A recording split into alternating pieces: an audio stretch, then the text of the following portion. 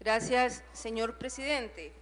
Quisiera hacer una intervención a modo de conclusión de nuestro análisis, del análisis de la fracción del Partido Acción Ciudadana del discurso de la Presidenta de la República.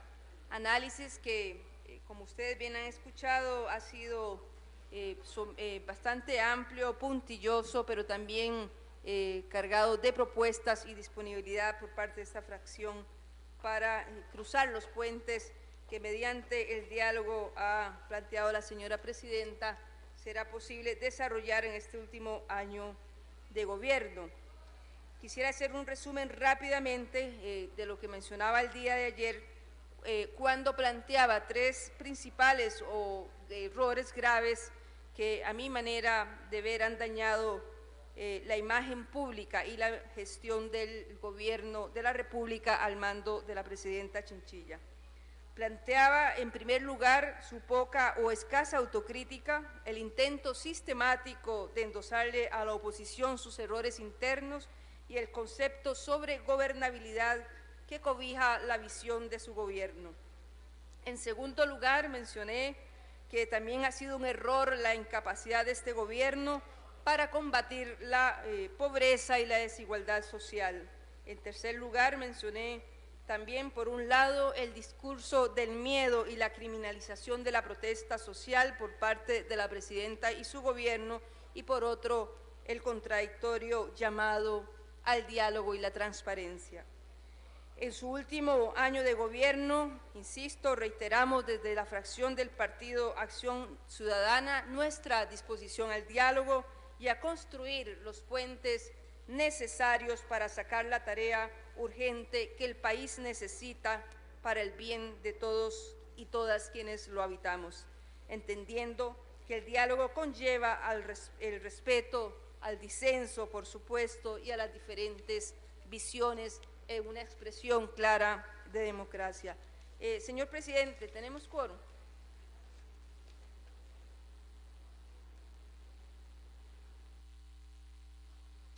No hay quórum, señora diputada, corre el tiempo reglamentario. Continúe el uso de la palabra, señora diputada, le restan 10 minutos 50 segundos. Gracias, diputado presidente. Yo quisiera sumar mis palabras al llamado de la presidencia de este Congreso, porque entre más salgan ustedes, más retrasamos la salida y afectamos además la posibilidad de intervención de algunas fracciones que todavía no han hecho su discurso. Muchas gracias, presidente.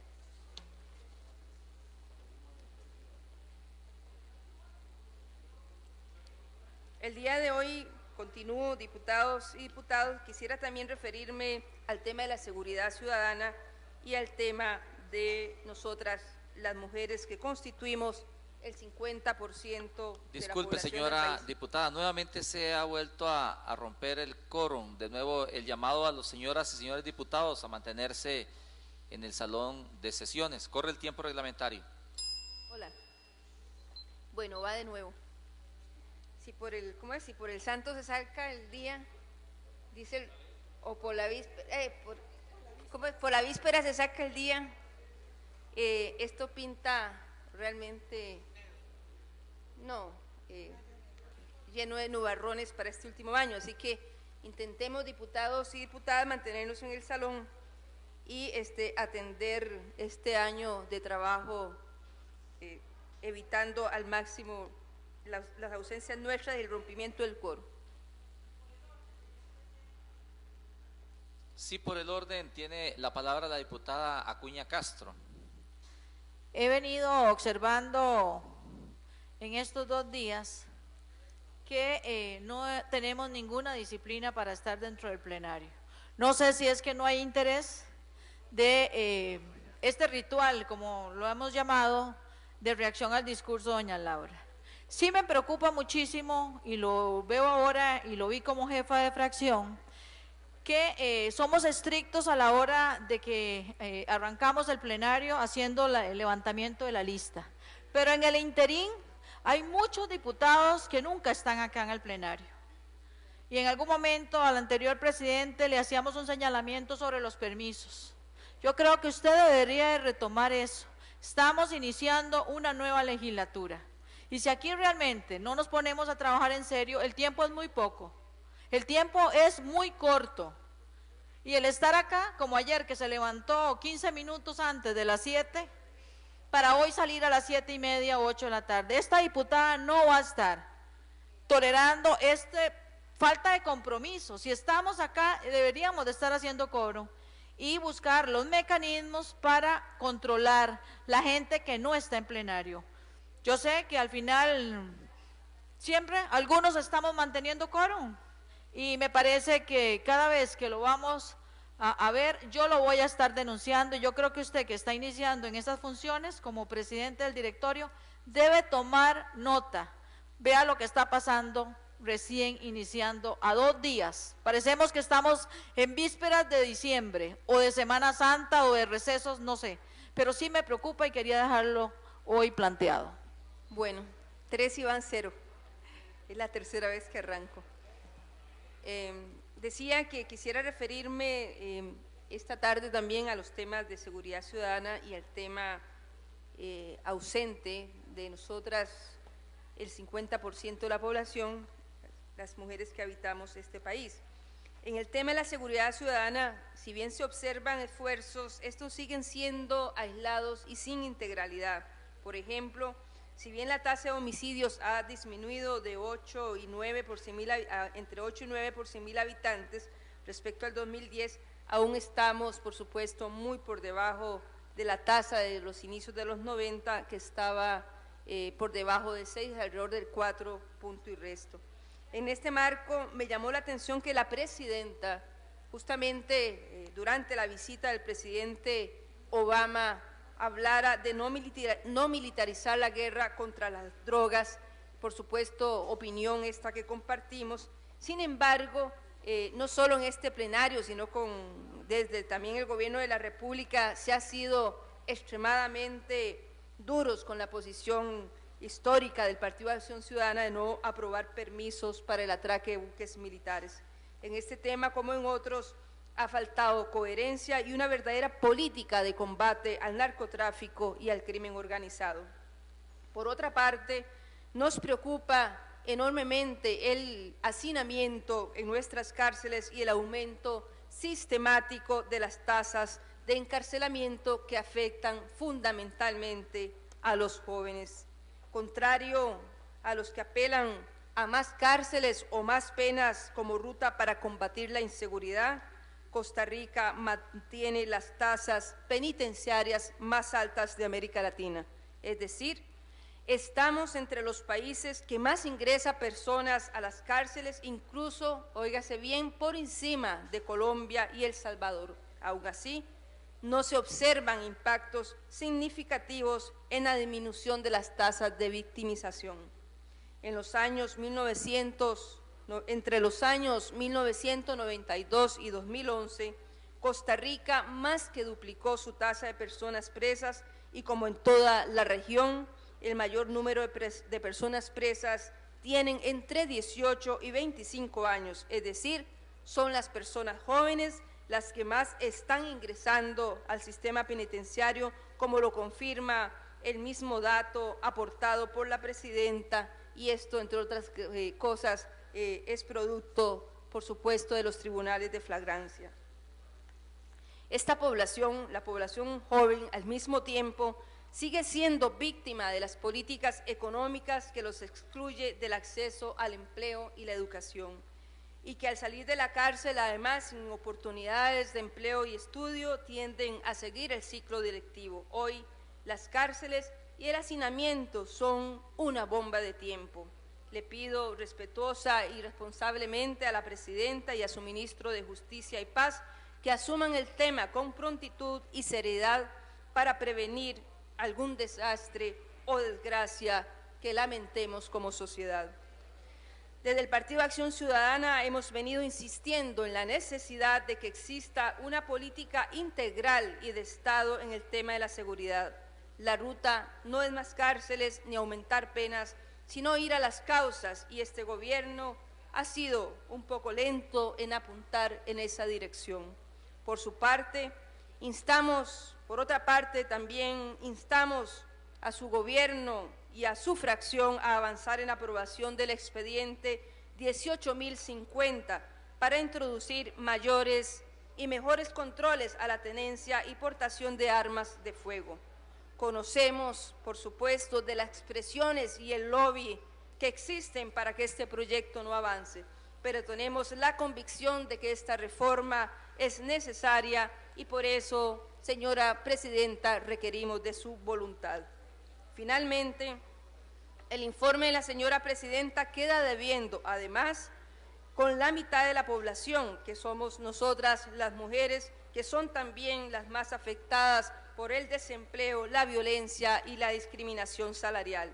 No hay en este informe presidencial una sola referencia a las políticas de equidad de género para combatir la violencia y combatir la discriminación social salarial que sufren las mujeres, y solo un escueto dato como logro por la disminución de los femicidios.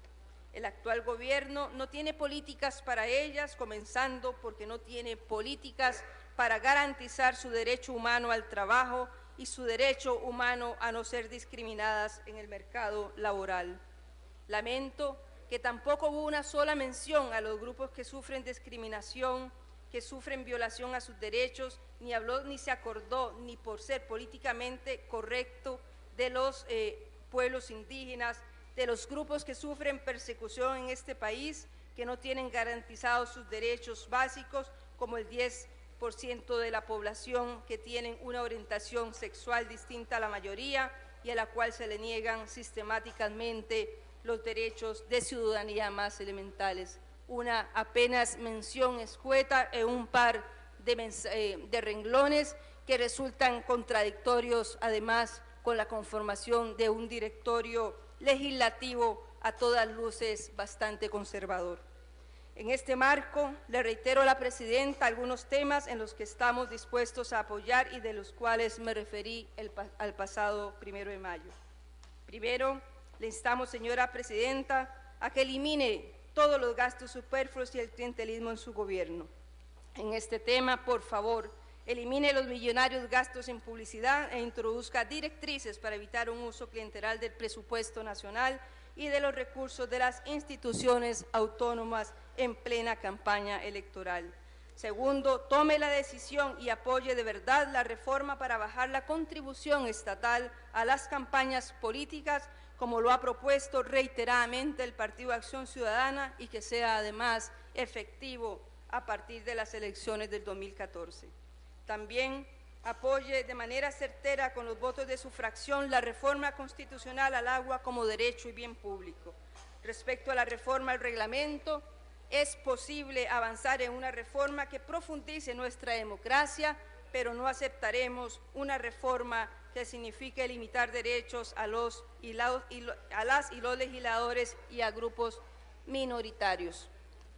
Señora Presidenta, nos preocupa el devenir del Poder Judicial. En este sentido, nuestra legítima preocupación por este poder debiera centrarse en su independencia y en lo que esta Asamblea debe.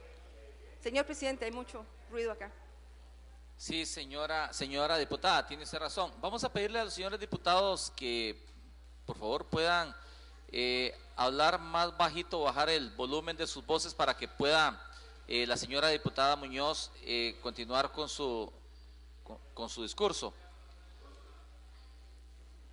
Puede continuar, señora diputada. Rogarle a los diputados que mantengan, por favor, el volumen de su voz un poquito bajo para que pueda continuar la señora diputada. ¿Puede continuar, señora diputada? Gracias, diputado presidente. Sí, no pido que me escuchen, sino que por lo menos hablen en voz baja mientras hago mi intervención.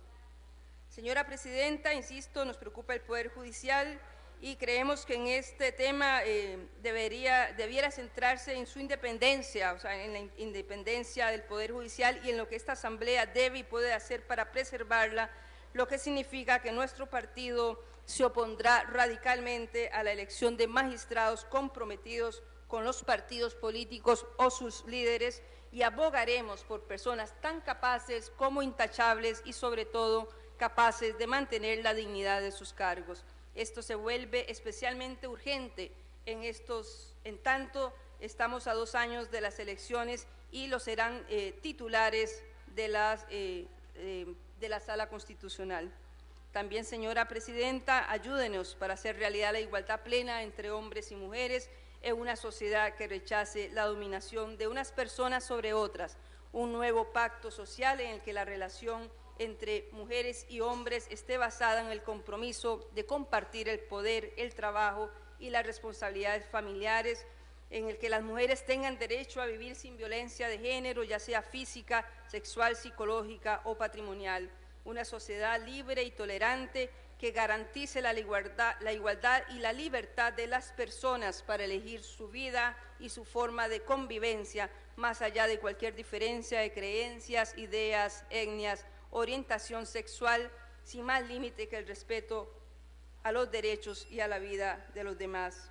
En esta y otras decisiones que se dirigen y contribuyen al bien social de Costa Rica, a combatir la corrupción, a fortalecer nuestra institucionalidad democrática y a dar un giro en el estilo de desarrollo, usted, su gobierno y su fracción legislativa encontrarán un apoyo en esta, la fracción del Partido Acción Ciudadana. Muchas gracias.